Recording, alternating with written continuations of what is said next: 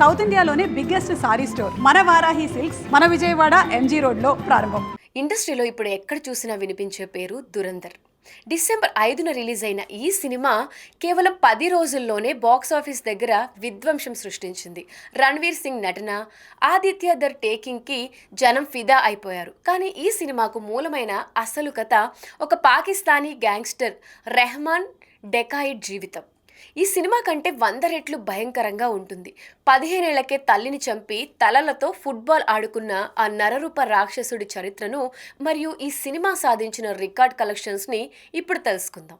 ముందుగా cinema success గురించి మాట్లాడుకుందాం. డిసెంబర్ 5, 2025 రిలీజ్ అయిన దురంధర్ కేవలం 10 రోజుల్లోనే ప్రపంచవ్యాప్తంగా ఏకంగా 476.31 కోట్ల గ్రాస్ వసూలు చేసింది. ఇండస్ట్రీ హిట్ దిశగా దూసుకుపోతున్న ఈ సినిమాలో అక్షయ్ ఖన్నా గూఢాచారిగా నటిస్తే రణ్వీర్ సింగ్ ఆ గ్యాంగ్స్టర్ పాత్రలో జీవించేశాడు. ఇంతటి భారీ విజయం వెనుక ఉన్న ఆ రియల్ స్టోరీ ఏంటో తెలిస్తే మీ గుండె జారిపోతుంది. ఈ కథ పాకిస్తాన్లోని కరాచీ లియారీ అనే ప్రాంతంలో మొదలైంది.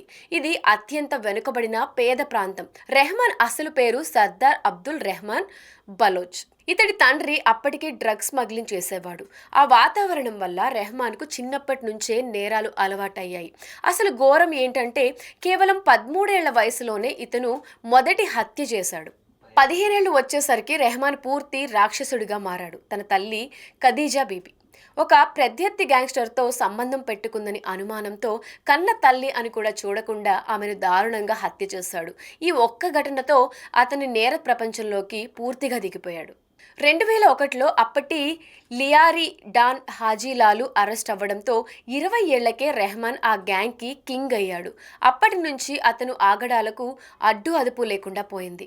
ఆ ప్రధాన శత్రువు ఆర్షర్ పుష్ప గ్యాంగ్ మనుషులు కనిపిస్తే చాలు వాళ్లను చంపి తలలు నరికి నడి రోడ్డుపై ఆ తలలతో ఫుట్బాల్ ఆడుకునేవాడు. ఈ వార్త వింటేనే ఆ రోజుల్లో కరాచీ జనం గడగడలాడిపోయేవారు. కేవలం రౌడీజం చేస్తే సరిపోదని రాజకీయ ముసుగు కూడా వేసుకున్నాడు. 2008లో పీపుల్స్ అమన్ కమిటీని స్థాపించి పైకి ప్రజాసేవ అని చెప్పి లోపల తన మాఫియా సామ్రాజ్యాన్ని నడిపించాడు. పాకిస్తాన్ పీపుల్స్ ఫ్యాక్టరీస్తో సంబంధాలు పెట్టుకుని ఏకంగా మాజీ ప్రధాని బెనజీర్ భుట్టో పక్కన నిలబడి ఫోటోలు దిగే స్థాయికి వెళ్ళాడు.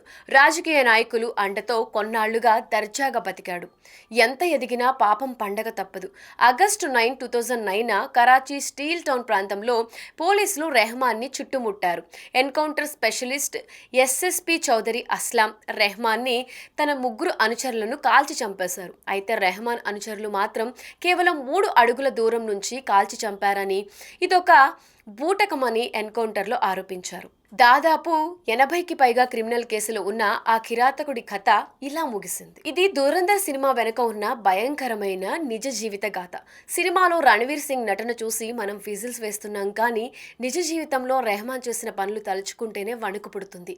10 రోజుల్లోనే 476 కోట్లు కెల్లగొట్టిన ఈ సినిమా ఇంకెన్ని రికార్డులు సృష్టిస్తుందో చూడాలి. ఈ రియాలిటీ స్టోరీ గురించి మీరేమనుకుంటున్నారు? కింద కమెంట్ సెక్షన్లో కమెంట్ చేయండి.